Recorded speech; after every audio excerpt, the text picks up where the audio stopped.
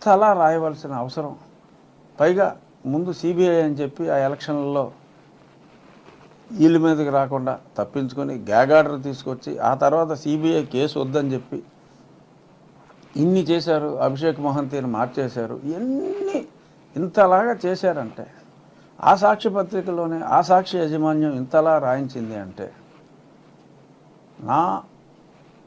నాకు తెలిసిన అనుమానం అనుకోండి, నిజం అనుకోండి, ఎందుకంటే ఇంకా సిబిఐ రాయలేదు కాబట్టి, ఈ హత్య వెనుక ఖచ్చితంగా జగన్మోహన్ రెడ్డి అండ్ భారతిరెడ్డి ఉన్నారు అనటంలో, అన్న అనుమానం నాకు రావటంలో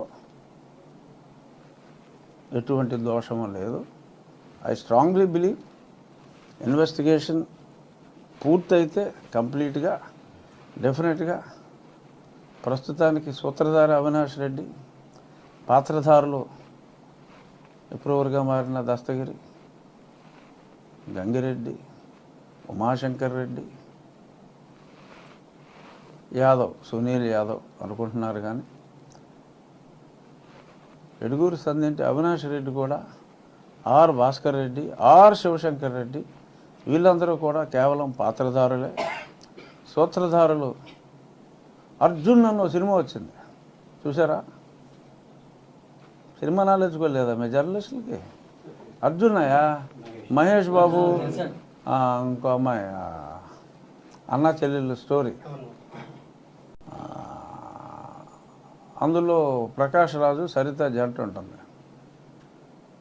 చాలా పవిత్రంగా ఉంటారు, లేపేస్తూ ఉంటారు.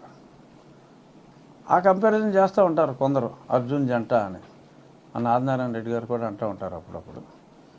ఏమో అనిపిస్తూ ఉంటుంది నాకు కూడా. అందుకని సునీత చెప్పని నిజం ఇదేనేమో అని చెప్పి నేను విశ్వసిస్తున్నా. మరి జగన్మోహన్ రెడ్డి గారు దీన్ని ఖండించాలనుకుంటే ఆయన సిబిఐని ఆపేసిన ఎంక్వైరీ కంప్లీట్ చేశానరా అని చెప్పి, అలాగే కేసు వేయించిన అజయ్ కల్లం గారి కేసు తొందరగా విచారణకు వచ్చేలాగా చేసి అది చేస్తే బాగుంటుందని చెప్పి నేను కోరుకుంటున్నా. ఇక గులకరాయి స్టోరీకి వద్దాం.